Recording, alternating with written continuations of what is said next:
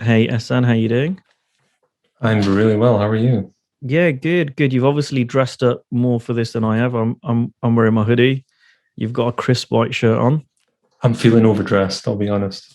That's okay. That's okay. Welcome. I haven't done a webinar for this group for a very, very long time. I think it was probably pre-COVID, pre the first lockdown, which is well over a year ago. I think it was probably January or February of 2020. This is something of a special one-off webinar that we're doing, and thank you for agreeing to do it, and thank you for agreeing to give us your time. Thank you for the invitation. I've been eagerly following these webinars that you've done with other people, so it's an honor to be invited. So thank you. Okay, if you're just joining us, please do switch off your video. Thank you.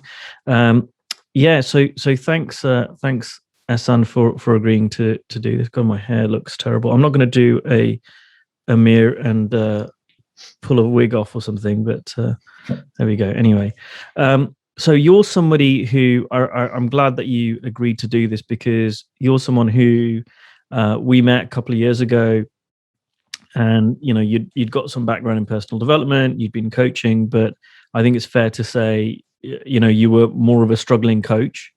And what's been unique about you is not only have you grown your business over the last year and a half, but probably more so the last 6 8 months.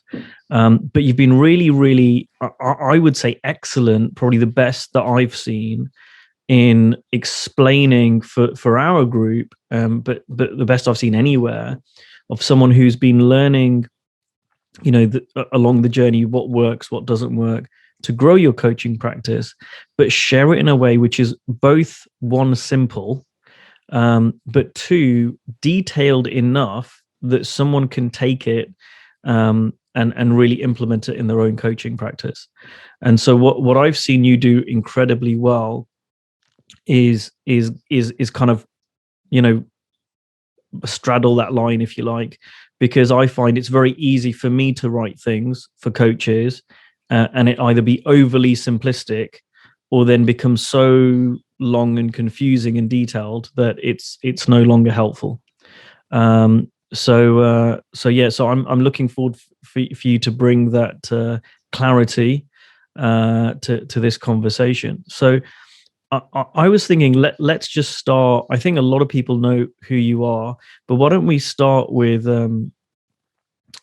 I thank you. I can see Stuart said your inner beauty outshines the hair. Thank you, Stuart. I really appreciate that. So, Ehsan, why don't we start with a bit of your journey? So, for people who don't know you, kind of what is your background? What were you doing that brought you to coaching, and kind of what brought you from there to where you are now? Kind of in a, I know that could probably In take a up the whole nutshell. conversation, but in Yeah, a, in it's a like kind of brief 25 overview. years, 25 years of my life in one sentence. Here goes. So it was kind of like, so I didn't actually study coaching or psychology or anything like that. I studied architecture. So I came into this profession like from a completely different background. And I was super insecure about that. I always had this thing that I need to overcompensate. I need to get this qualification. I need to do this. I need to do that. And I was also really young. So I was 25, I think, when I started out. And that was another big thing for me. I was like, I've never coached before, don't have a degree in psychology. I don't really feel like I've got my life together. So who am I to start coaching people and kind of, helping them? So that was my real struggle in the beginning. And it took me a while, it took me a while to just start to take small steps. So after I finished with architecture and I realized I've been doing that for 8 years now, I really I could feel that I don't want to continue on that path. It was almost like the pain of continuing that, like just dragging myself out of bed every morning. It it became greater than my fear of, oh no, what if I walk away, which I'd been thinking about for years, but I was just too scared to actually do it. And when that happened, I just made a decision. And it wasn't like I had some epiphany, you know how you see in the movies, that Hollywood moment, like, oh, I see my purpose. It was not like that at all. It was just like, yeah, I felt like I need to just do something. I had no idea what it was, but I just took a step into the unknown. And basically, I started out never intending to become a coach. That was never the idea from the beginning. I just started out looking into personal development. So reading books, webinars, like kind of like this kind of thing. And I started working with coaches just to help me find my way, to help me find out what I want to do. And yeah, it was really, it was quite selfish in the beginning. It was about me. What do I want? What do I want? And I spent a few years just doing that, just traveling around Europe, doing workshops, learning from people. And when I got to a certain point, after a while of figuring a few things out, still very loosely, I started to think, you know what, maybe I could share this with people. Maybe this kind of work could be interesting. And so let's just be clear on that. So this is kind of your. So is this at 25, or is this before you even got to 25 and decided to be a coach, that you started hiring coaches? So at 25, I hired my first coach. Okay. And that was more about finding out, you know, what you want to do with your life, what's your purpose, that sort. So this wasn't 3 principles-based coaching. No, I mean, there were parallels. It wasn't officially 3P, but a lot of the stuff that my first coach helped me with is similar to the work we've been doing. She didn't talk about mind, consciousness, and thought, but yeah, there were a lot of parallels. And so how long did you work with these coaches for? Was this like over the space of 6 months and you were like, I could be a coach, or was this over the space of a few years? It was about 1.5 years. Okay. So I was coached one-to-one for about 9 months, something like that. And then I was also doing group stuff. So I was part of a group, I was part of a men's group. I was part of a few different things. And I was constantly working with mentors, one-to-one, doing other stuff. I just threw myself into personal development. And basically anything that, as crazy as it sounded, as new age or as very kind of, I guess you could say, logical or whatever it seemed, I just threw myself into it. I was not discriminating. I just tried a whole bunch of stuff and stuck with the things that resonated, and I got rid of the stuff that I didn't really resonate with.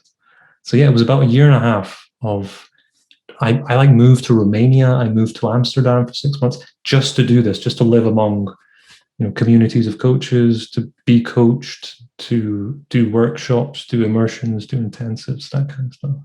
And what kind of impact did that have on your life?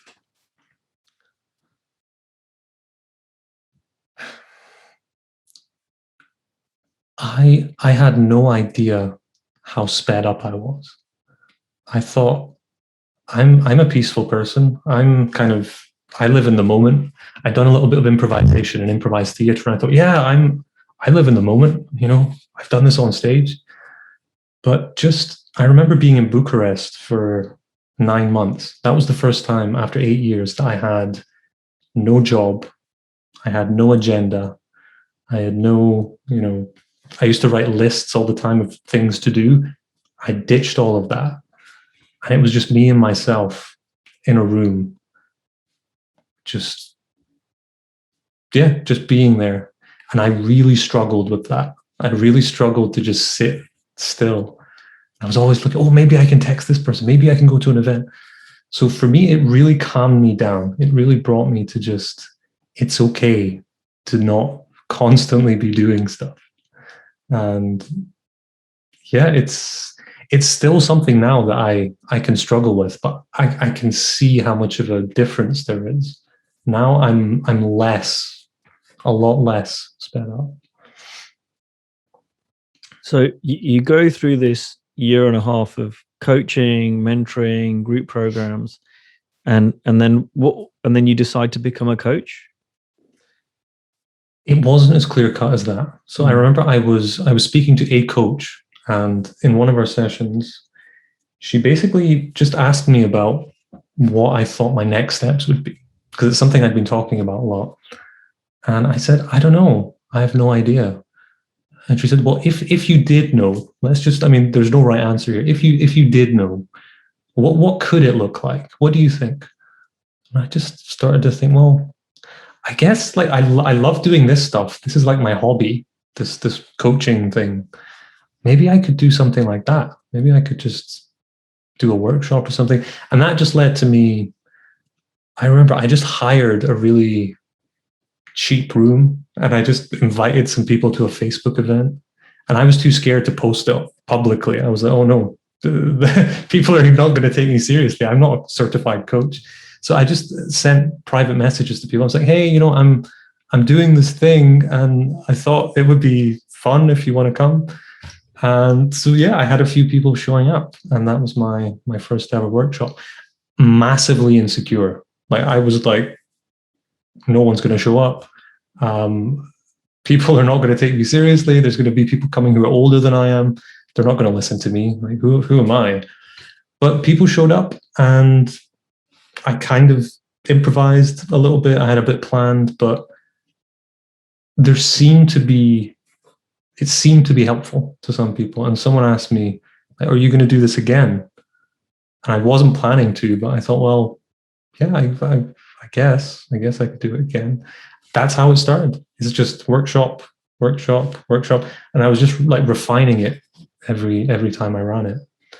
And that gradually, very reluctantly led to me doing one-to-one. So just some of the people who came to the workshops, I would see that, I think there's more here. There's something I can help this person with. So again, very, very reluctantly, I would just float the idea out there. Like, would it be helpful if we had a chat about that? And people started to, like, some people said yes, some people said no. And that was my first experience of just spending one-to-one time with someone. And the first time I did it, it was a disaster, like a catastrophe. I had no idea. I'm like, what do I do? Do I chat? I'm sure it was like a more of a chat than a coaching session, but I really enjoyed that level of attention on someone and really just focusing on one person. With a group, it's a very different kind of dynamic, but with one-to-one, there was something I really liked about it. And I just thought, I'm not very good at this, but I really enjoy it. I really like that.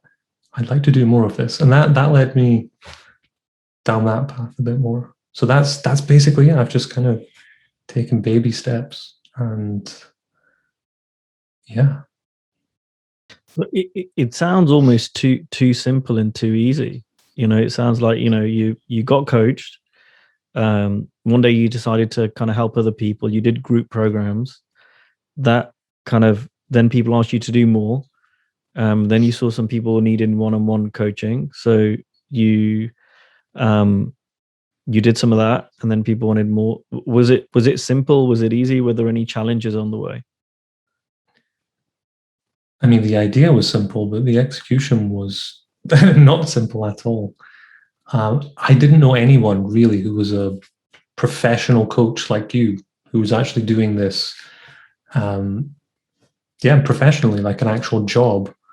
And so I spent many years just doing it more as a hobby than anything. And it was only really until I started to meet people like yourself, and I started to see, wait, I could actually do this. Like I was working in the office, in the architect's office. I could do this like a profession, like an actual job. I could start my own business, which again was terrifying. And I spent years just trying to figure out, why isn't this working? Why isn't my business moving forward? I'd spent years doing all this personal development stuff. And I just had this assumption that if I just get really good at coaching, clients are going to just come to me. They're going to I don't know, find me somehow. And I had no idea that there's a business component to this, that I need to actually have, systems in place and all the stuff that we've talked about. So I spent years just really thinking I was a professional, but I was just a hobbyist. I was just kind of doing it a little bit here, a little bit there. So I want to dive into that a little bit, because I hear a lot of people say this, oh, there's coaching, but then there's a business element. Now we might all assume that we're talking about the same thing, but what do you mean by there's a business element? Because you might mean something different to what people are hearing that as. Mm-hmm. Yeah. So, okay, let me just tell you a quick story just to illustrate that. So what I used to do just on a typical day, this is what my typical day looked like. I'd wake up whenever I felt like it.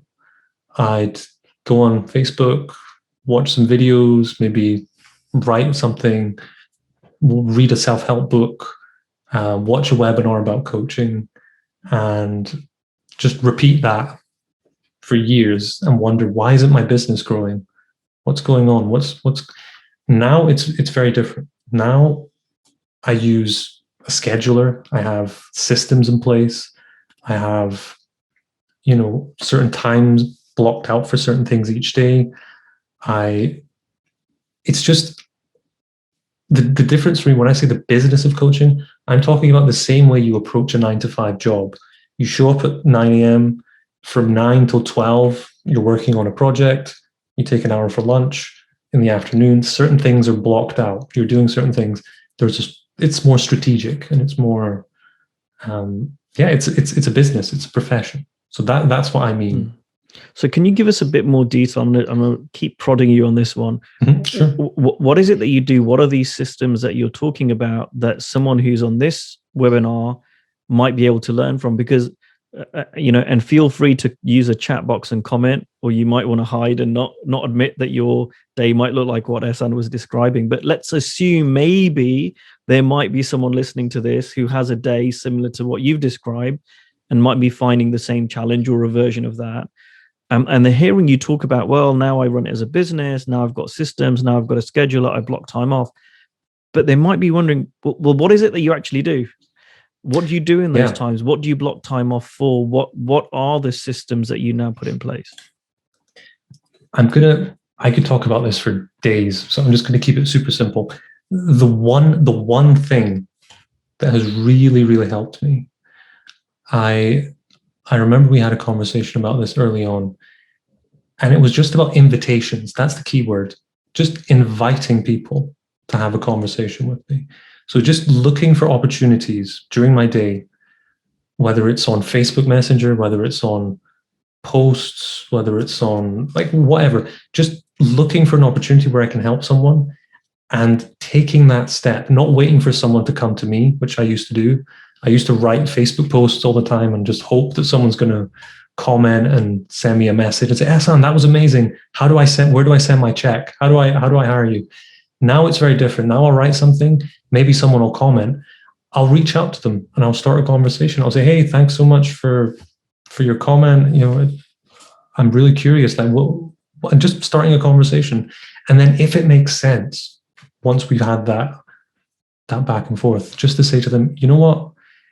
Well, would it be helpful if we jumped on a call? I mean, that's something that I can help you with if you're open to it. That was the bit that was missing for me. I was terrified of doing that. I still am a little bit. There's still that fear sometimes. Oh, what if the person judges me? What if I seem salesy? That was my thing. Oh, I don't want to be pushy. What really shifted was I just did it a bunch of times, feeling terrified. And I realized, you know what? Some people say yes. Some people say no. Some people say no and are thankful. And they say, oh, but thank you for thinking of me. I don't really want to do that, but thank you for thinking of me. Some people say, that's amazing. I would love that. Thank you so much. I've been following your stuff forever. And it's like the more I've done it, the more I've stopped taking it personally and seeing that when someone says no or yes, it's not really a reflection of what they think of me. It's really about them and where they are. And yeah, that's been the biggest thing. Invitations. So what if someone's listening to this and they're thinking, I've got no one to invite into a conversation, or so we've got someone who's just commented, so helpful. Do you literally scout strangers' profiles? I mean, is that what you're doing? You're just going around at anyone and going, hey, would you like a coaching conversation? Hey, how about you? Would you like a coaching conversation? Or is it something a bit more refined than that? I have done that, and it didn't really work. One thing that, like, I have a client right now, and this is something that I worked on myself, and I've worked on with them. So I'll kind of tell it as a story with them. She was saying to me, Ehsan, I don't have anyone to talk to. So basically, what you just said, oh, how do I find people to talk to? And I said, well, do you have friends on Facebook? Do you have people on LinkedIn? She said, oh yeah. So I just, during the call, I went on her profile, and I'm like, you have hundreds of people on Facebook, hundreds of people on LinkedIn. Okay, let's just look at your messages on Facebook. Are you open to that? She said, yeah, sure. So we just go into Facebook, literally, first message. Okay, Tony, who's Tony? Tell me about him. And she just tells me, oh yeah, he's this guy. We used to work together. He's leader in a corporate, and just tells me about this stuff. And I said to her, well, can you help Tony? And she said, well, yeah. I said, well, how can you help him? And she said, well, he's really struggling with time management. I said, okay, so what can you send him? Is there anything you can do? I said, well, yeah, I've been using this new system, and I think that would be really helpful for her. So we just sat together and we just crafted a message to Tony. And we just went through this, just literally looking at the comments on her posts, looking at the messages in her inbox, looking at her email inbox. She was amazed at how many people were right in front of her that she just wrote off. She was like, oh, I don't want to speak to people I already know. Oh, I don't have people to talk to. By the end of that call, she started to see there are too many people to talk to. I need to be more selective. So we just worked on using a template. I just sent to her, and she filled it in with like people who she's given a coaching conversation to. She wrote down the names of all those people. People who have paid her for coaching, she wrote them all down. People who have come to her workshops, people who have come to her speeches, people who have come to her webinar. She had this massive list. And I said, okay, do you see how many people are just in front of you? And yeah, that was really helpful to her when she just went through that. And the same thing for me, like with our conversations. I had a similar thing. I was like, oh, who do I speak to, Ankush? How do I get clients? And you did something similar. You're like, well, who have you coached before? Who are the people in your life right now? And we really went into detail on, okay, tell me about Jennifer. Who's Jennifer? Oh, well, she's this person. We've been talking. And I started to see through my own story around, I don't have anyone to speak to or to help. So yeah, I totally relate to that feeling of there's no one that I can speak to. Yeah, I get that.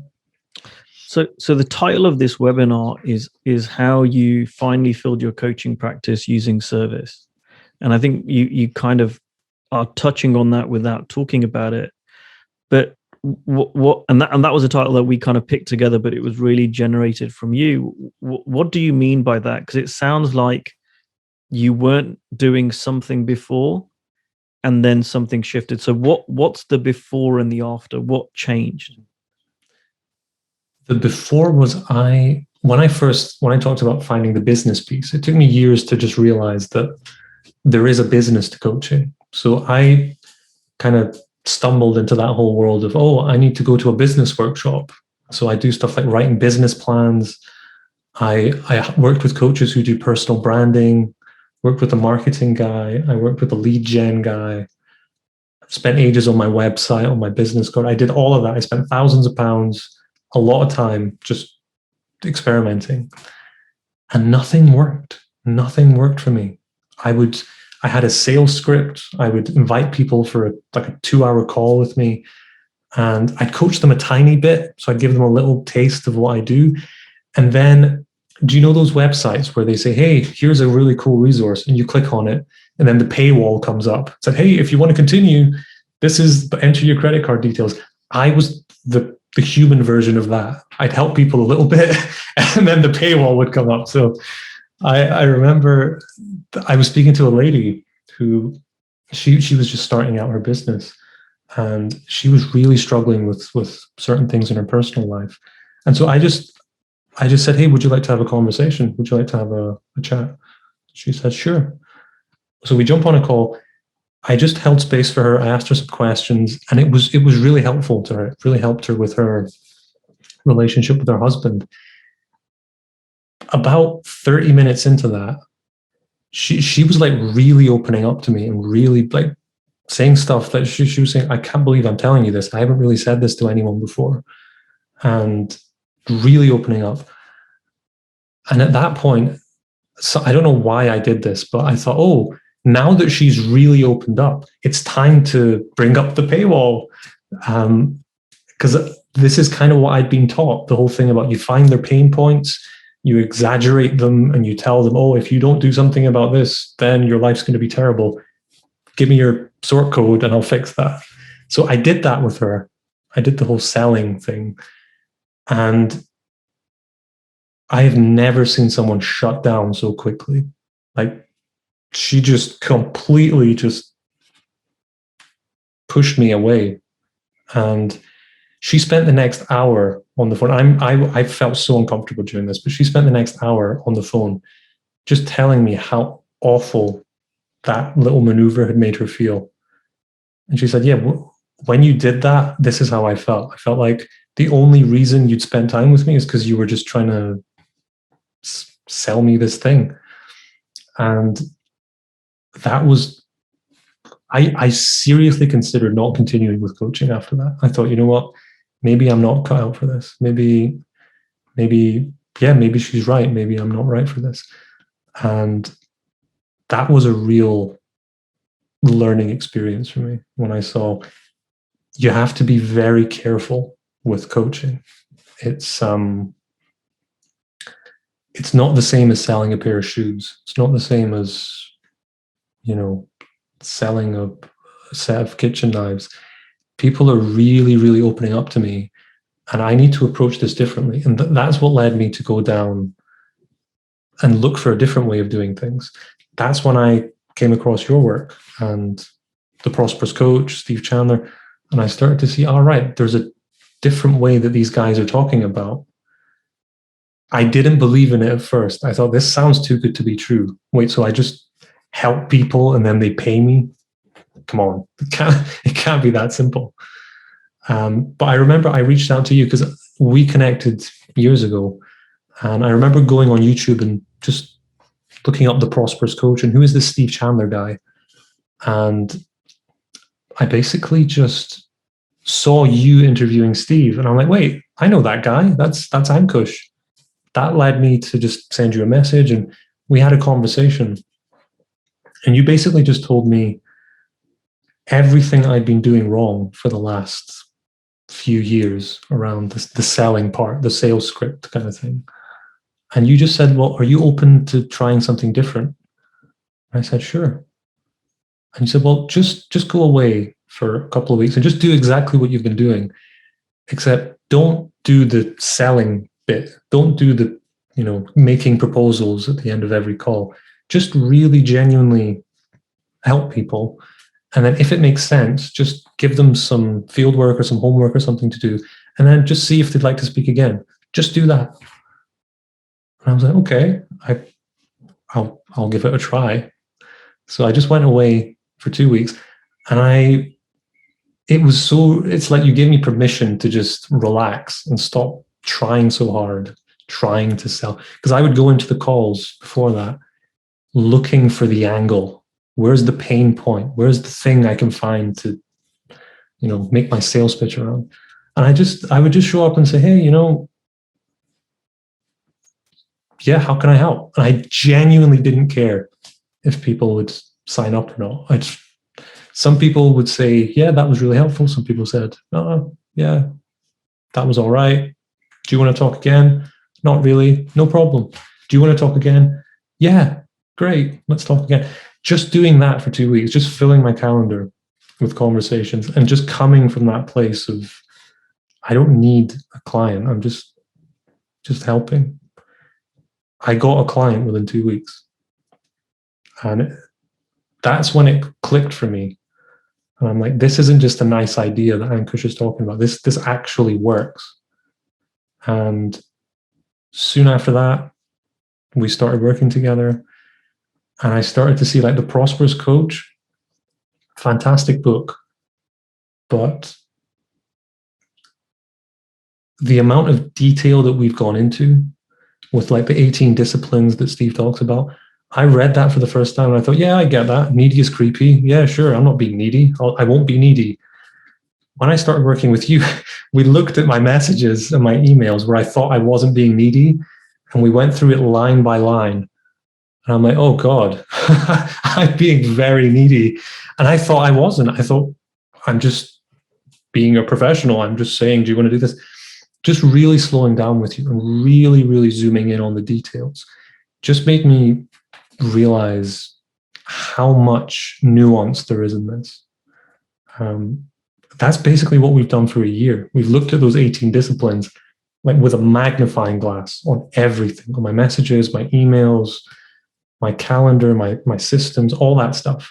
And I'm doing exactly the same things now than I was doing before I worked with you. The only difference is I'm doing them a lot better. That's it. I'm just doing them at a much, much better level than I was before. And I didn't realize I was doing them badly. I thought I was doing them well. I'm like, yeah, I've got this. Needy is creepy. Sell the experience, not the concept. I get that. I was doing none of it. And I just didn't realize that I was. So you just helped me to see that I can't do it on my own. And for years, I thought I could. And I insisted that, yeah, I don't need a coach. I'll save the money. I'll, read a book, read this.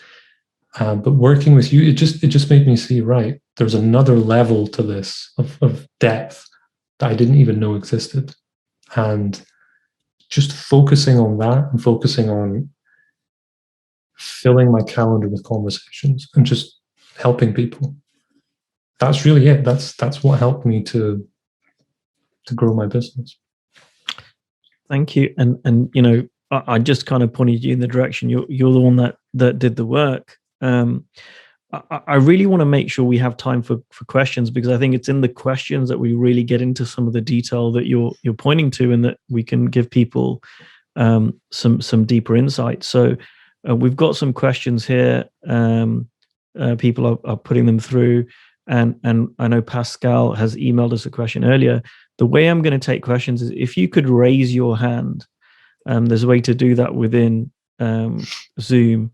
There's a button you press. So if you could raise your hand, and if you're willing to come on video, because I think rather than us answering a question via a kind of just a text, I would love to have the interaction for Ehsan to answer anything that you've got. So Pascal, if you want to ask a question, or Kate, I know you've been posting some stuff, then just raise your hand. Okay, I can see we've got a couple of hands raised.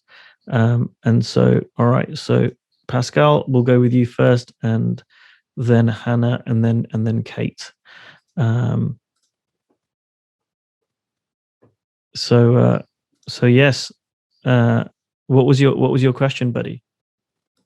A friend of mine that I'm coaching at the moment met somebody who seemed a bit lost, and he suggested to him that a bit of coaching, or at least a conversation with me might help. So he texted me and we made an appointment for a particular evening on Zoom, and I was fine. Prior to the meeting, I texted him back asking him if he could think about his top 10 goals - challenges and put them in order of priority, so that we could work on his biggest challenge first.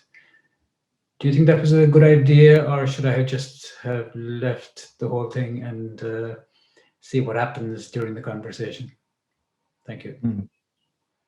That's a great question. Thank you, Pascal. To me, like top 10, that I'm just imagining if someone told me, Ehsan, write down your top 10 challenges. It sounds a little bit intense. And one thing that I've learned with especially the first conversation is sometimes it's more of a connection conversation, and it's just really getting to know the person. And you can't really do that through messaging. You can't really do it through email. So this is something that I hear a lot of people say. You have to go in empty. You have to do all this stuff. I think it's okay to say to someone to have a think about what they want to talk about. I do that with clients. I have very clear agreements with my clients. Like before our calls, make sure that you've written down your questions. Make sure that you've put them in order of importance. That's further along the line though. So if you imagine this is the starting point where no one knows you, doesn't even know who you are, hasn't spoken to you, this is a paying client over here. There's like a progression. I think towards the beginning, it's a good idea just to be more gentle and just to connect and to get on that call and just say, hey, what's happening in your world, and just relate more.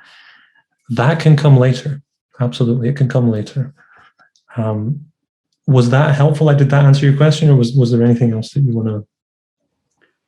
Yeah, no, I think yeah, that's good, very good answer. Thank you, appreciate that. You're very welcome. Thank you. And yeah, it's something that I struggled my way through. So I actually had a guy hang up on me after 15 minutes. Like, this was when I first started working with Ankush. I was being so intense with him. I just learned from Ankush that silence is powerful. So I just got on the first call with this guy and I went straight in, like, what's your biggest challenge? That kind of Rich Litvin, like, high flame, let's do it. This guy, he'd never been coached before.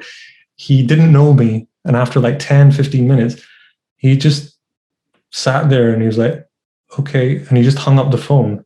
And I called him back, no reply. I sent him a message like, are you okay? He said, yeah, I'm fine. Do you want to talk again? No. So I took that to Ankush. And Ankush was like, first time you ever speak to someone, just slow it down. Just be more gentle. So yeah. Thank you. You're welcome. Thanks, buddy. Hannah, would you like to ask us your question? Hi. Hello, Can you Hannah. hear me? Hi there. Loud and clear. I'm very excited to be part of this live webinar, by the way. I've been stalking Ankush for some time now. So yeah, it's a pleasure. Thank you for everything that you've shared. So yeah, my query, I guess, is related around how to get out of this kind of cycle of coaching colleagues and friends at the moment. I have been deepening my understanding of the principles, in that I have let go of any outcome. I've let go of really, trying to create income from coaching, and that's really supported my grounding and how I show up. And my coaching has really come on leaps and bounds lately. So I feel like I'm making an impact. I'm seeing changes in who I speak to, but I'm not reaching strangers. I really want to get out there, and find my tribe of people that are out there somewhere. I know they're there, but I'm struggling to connect. I did go through a period where I was the one that sent the stalking, the scouting, the strangers message, by the way, going on to people I don't know and having a look at the profiles and seeing if they appeared to be the type of person that I would like to work with. But I always had it in the back of my head that I was trying to pitch them with something, at the end of the day, I was scouting them to find clients, and it seemed a little bit icky. So can I ask you something? What's wrong with coaching friends and colleagues? Like, what's wrong with that?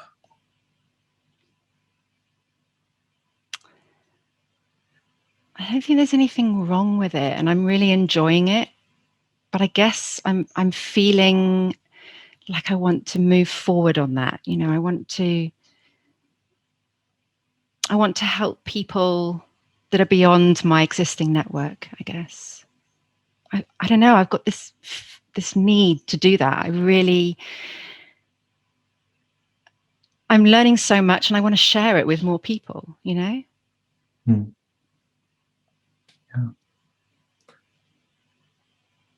If you had to distill that to a question, what would your question be?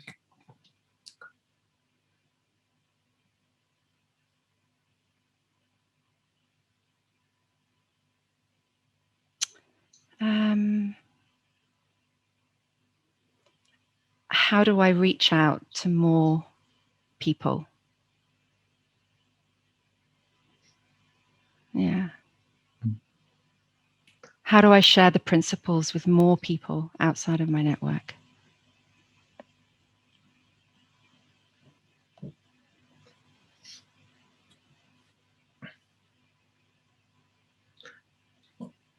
I can tell you what really helped me with that. So I was exactly the same. Like when I started working with Ankush, I was like buzzing. I'm like, I wanna reach the world. I wanna get out there.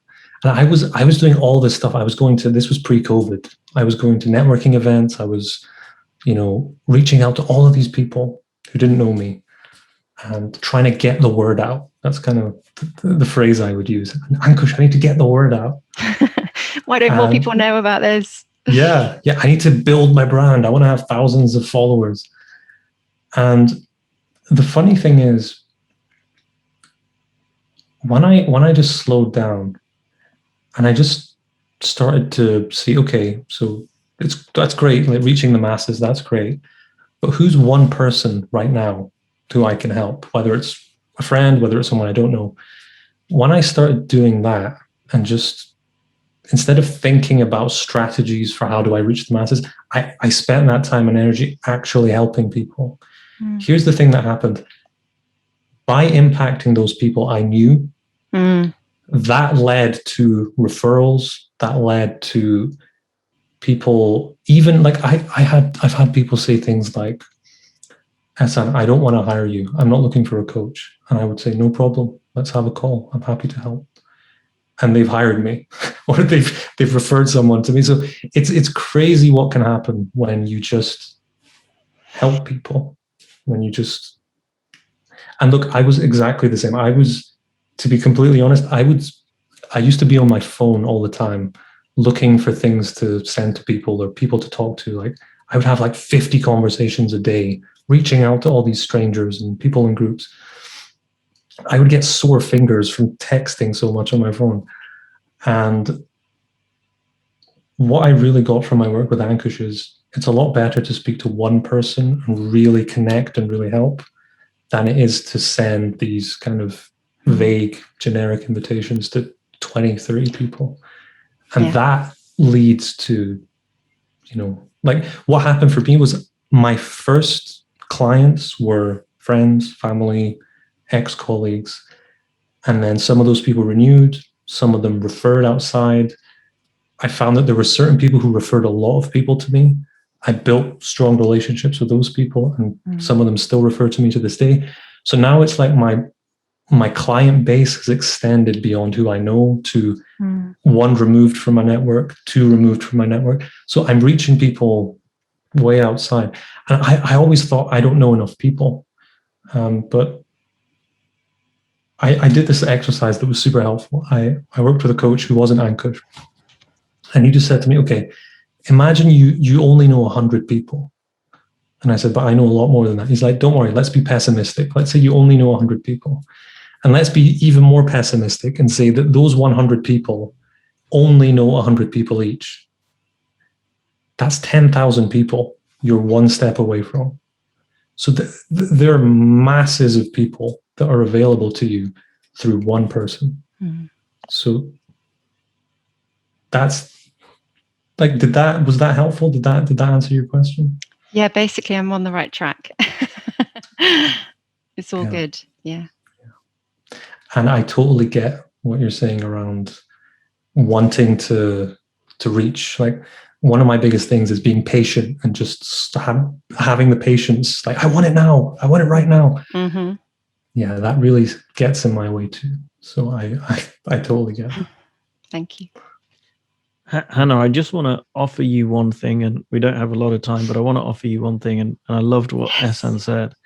And this is for you to take away. This is for you to meditate on. This is for you to think about.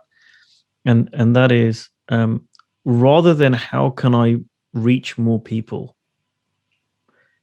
I would offer you to ask yourself a different question. And the question I would offer you is, how can I impact the people I'm already talking to deeper? Because when you shift your focus in that direction, then everything that Ehsan said will come out. Right. And I see this, as someone who coaches family and friends for money. I have paid relationships or had paid relationships with some of my best friends, my younger brother, and they've been really fruitful for them. But that wouldn't have happened if the impact that I was having on them was very was skin deep. Yeah. Yeah. So I hope that's helpful. Yeah, it's been amazing. Thank you. All right. So let's go to Kate, who's been waiting to ask a question. Yeah, hi. Thank you very much for taking my question. It's been really, really interesting listening to you both. Some of what Hannah just said is also, works for me. I struggle with starting the conversation. And although I have a lot of people on my Facebook and my LinkedIn profiles, it's really how to get to them. Because you read so much about, yes, go onto Facebook every day and have at least 2 or 3, posts every day to say, this is what I'm doing, this is what I feel, etc., etc. And then other people say, don't, because actually what you're doing is diluting the service and the value that you're providing. Which would you say was the better option for me to take? Could you just remind me, what were the 2 options that you mentioned? Either going onto Facebook and LinkedIn 2 or 3 times a day and putting some kind of content on there, or leaving it and maybe going on once or twice a week and putting some really good content on there and waiting to see the response from that. Can I just ask a question just to get a bit more information about that? Why are you posting the content? Because I want to get more clients. Okay. So with content, and this is something that this was a rabbit hole I went down for years. I would try and write the perfect post. And I don't know where this came from, but I just thought, if I write the perfect combination of words, or if I do a video that's spot on, that will somehow spark something in people, and they'll come to me and say, Ehsan, what's your account number? I'm going to send you the money now. Where do I send the check? And I was so frustrated because I've never to this day got a client just from posting something. I have had clients from posting something and then starting a conversation with someone. Yeah. So the conversation is really the key thing. You can start a conversation by writing a post. You can start a conversation by sending someone a page from a book and saying, hey, I was thinking about you. This came to mind and I thought you'd like it. There are an infinite number of ways to start a conversation. Okay. That's really the key thing. So I don't really have an answer for you. Do I post daily? Do I post? I personally don't really post that often. The time and energy that I used to spend on writing posts and all that stuff, I now shifted towards conversations and just connecting with people and being helpful. That's been the biggest thing that's led to clients. So if it's clients that you're looking for, conversations. If you, sorry. No. I mean, but what Hannah was saying was you don't want to be stalking people. You don't want to just kind of phone someone and say, hi, I haven't spoken to you for 17 years, but I really was thinking about you today and thought that we could have a chat about how you're doing in life. How do we sort of distinguish about which sort of people we should start a conversation with? Great question. Have you had coaching conversations with people before who aren't clients right now? Yes. And are there people who are interested in what you do, who are following your posts, who are commenting, who are maybe liking your stuff? And are there people, either friends, family, people in your world right now who are going through challenges, who are maybe struggling with career change, have something in their relationship that's tricky for them? Like, do you know of any examples of those things? Oh yes. That's a great starting point. Okay. So yeah, the whole thing around, hey, I've done this myself and it never worked for me. Hey, we went to school 15 years ago together. just checking in with you. It seems a bit strange, unless that person is showing an interest in stuff I'm posting. Like if they're constantly liking and commenting on my posts, that might make sense. Or if they're posting something on their wall around, I'm really struggling with something, then that makes more sense. But cold calling and kind of just going through and sending random messages to people, I found it's not been that helpful for me. Okay. Did that answer your question? Totally. Yes. Thank you very much. Great question. Thank you. Thank you. Okay, fantastic. We've got lots more questions, so we'll try and get through as many as we can. I think Britt was next. So let's have your question. Hi. Hey, Britt. How are you? I'm really well, thanks. Good. Thank you for this. This has been super helpful. I know we've connected before. And I guess my question is, I'm being of service, so I'm having those initial conversations, and then I'm saying, this was great, however I phrase it or feel in the moment to say it, and I ask to connect again. And I've done that with a couple people, and we've had 2 or 3 conversations, and then out of nowhere they ask, how does this work to work with you? And then it kind of just naturally brings up the conversation of like the business side of this. But what I'm sitting with that feels a little icky is I did something the other day, and I have 4 intro conversations this week, which is awesome.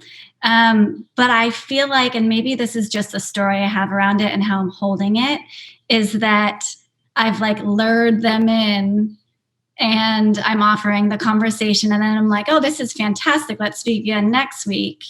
And then we speak again next week. And then it's like, I feel like I'm holding it as, and then eventually it's going to come up with the money conversation.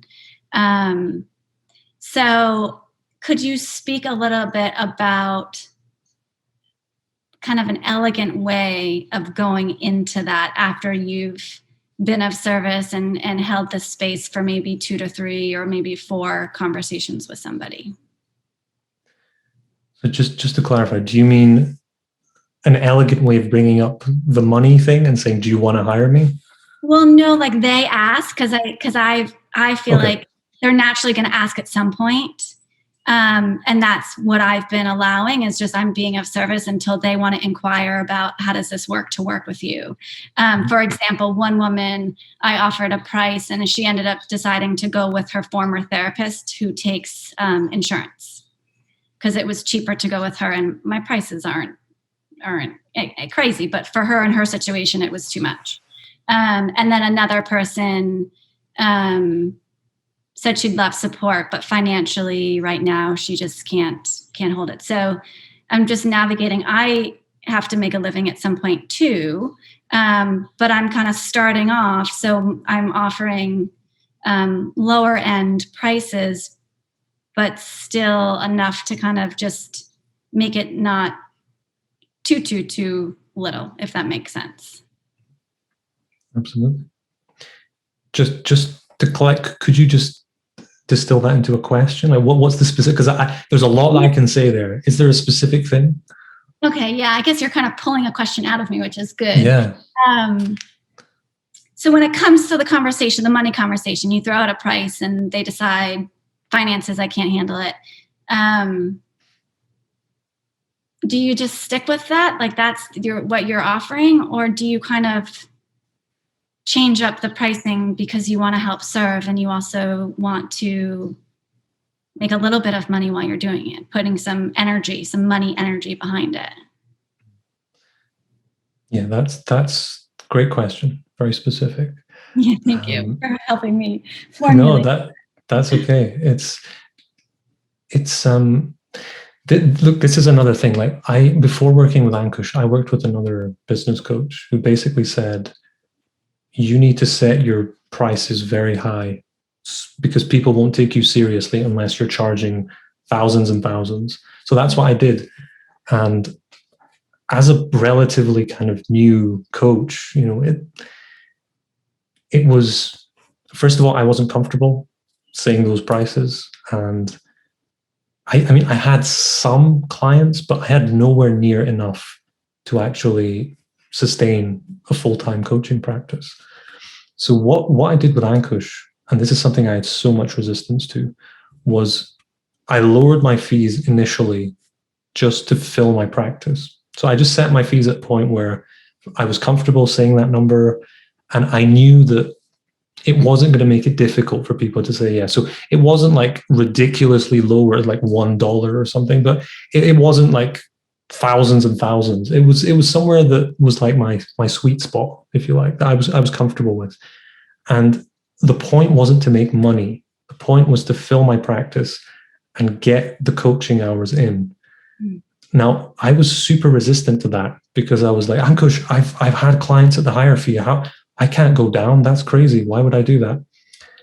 After a long time, I eventually just gave in and I said, you know what?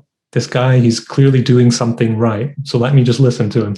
So I did. I just lowered my fee and I just started to fill my practice at the lower fee. I found it was a lot easier to enroll people.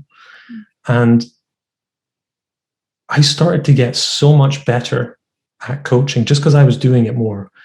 And I got so much more from my work with Ankush because I was going to him with specific questions like, Linda sent me this email. I'm not sure what this means. What do you think of that? Instead of just abstract questions like, how do I get clients? So the work I did with Ankush was a lot more effective. I started to understand how many clients I like working with each day. I started to understand how invoicing works, all that stuff that I'd never even thought about running a business day to day. It started to become clearer because I was actually having to think about it and do it. And I started to get referrals from those people. I started to get renewals. I started to just build a client base just from lowering my fee. So the funny thing is I made more money by lowering my fee and having more clients versus having a small number of clients and charging a huge fee. And then what I worked on with Ankush was just filling my practice. When I'm full, when I've hit my number, just raising my fee. And then some people say yes, some people say no. And then I just keep filling up until I'm full again. And then when I have more people who want to work with me that I can take on, I just raise my fee again. And it's that gradual, increase. So I have a full practice all the way as I'm increasing my fee versus what I was doing before, which was what I talked about with Hannah, where I was so impatient. I wanted to get to point Z from A instead of going A, B, C. How do I get there? How do I get there? So what that really helped me with was just being more impactful because I was actually having more conversations, getting more from my work with Ankush, and really just understanding what it's like to run a business day to day with a full practice.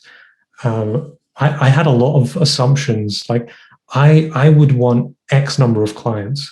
And when I hit that number of clients, I was like, no, actually, I want more. That's too low. So I was just basically testing and just testing out all these assumptions that I had.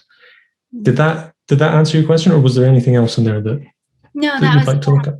That was great. Thank you. Yeah, I think it's what I'm hearing is just continue to be of service like I am. Naturally, that conversation will come up. And then that's when I can kind of navigate what feels right from a pricing perspective for this person who I know what their career is, what they're doing. That the practice for me is just having people to continue to stay in this conversation on a weekly basis. Because I think that just makes me feel good. And naturally the patience, like you said before, will, just have the patience and it will slowly come. Yeah, just one little thing to add. This was something that was super helpful to me, and I could kind of hear it in what you're saying.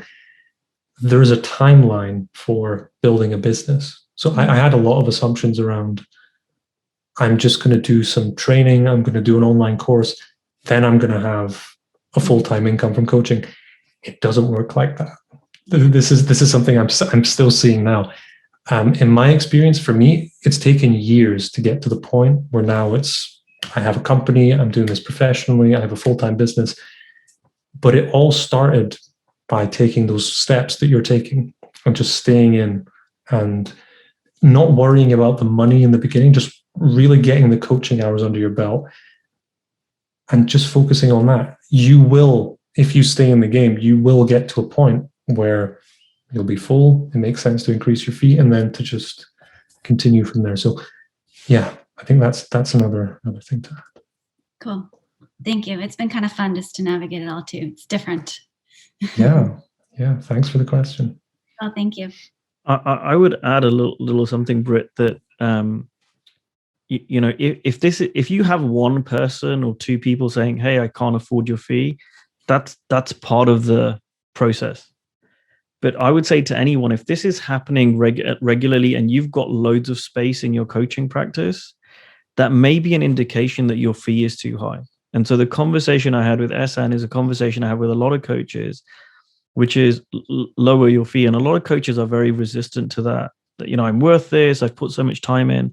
And what I say is no one cares. No one cares what your story is. They're willing to pay what they're willing to pay. And so what Ehsan's talking about here is lowering, like, to be honest, if I went back in time and ran my business again, I would lower my fee way lower than what I started at £50 a session, which I thought was very low. I would have lowered it to 25 or 20. Like, I wouldn't care, because that's not the long-term aim anyway. The aim is at the beginning getting the hours in. And if, it's much better to have a client, like I say, I would rather a client of mine who's a coach at the beginning have 10 clients, pay them $10 each, than have one client pay them $100 a session. Because they're going to they'll earn the same money, but they'll grow 10 times as quickly because they're having that many more conversations, that many more people impacted, that many more people willing to refer, and those people wanting to renew, further down the line.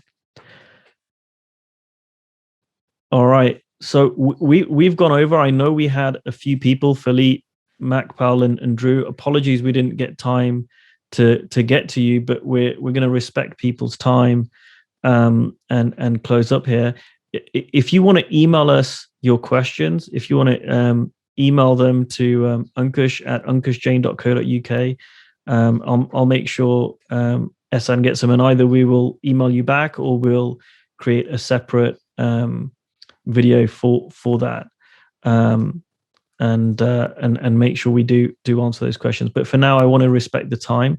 I hope that's been really helpful for everyone, and a useful webinar. Like I said, we haven't done one in a long time, and I've purposely taken a bit more of a back step so that you don't just hear from me, but from Ehsan. So hope that's been helpful. If you want a replay of this, I'll be sending this out to my email list. So if you're on my email list for coaches, you will get access to that hopefully in the next week or so. But Christian, who does all my videos, is very busy pulling together the final videos for my course with Mark Howard. So it might take a bit longer than a week, but we'll get it as soon as we can. So thank you, Ehsan. Thank you, everyone, for joining us tonight. And I hope you guys have a great week. Oh, and final thing, how can people get hold of you, Ehsan, if they want to hire you? And I know for what you do, you're exceptionally low priced, as you've taken on board what we've just been talking about. How can people get hold of you? So Facebook, just add me, send me a message. LinkedIn as well, or you can just send me an email. So ehsan@ehsangavimi.com. And can you just spell that for us? Yeah, it's EHSAN@EHSANGHAVIMI.com. Fantastic. Thank you, everyone, and have a good evening.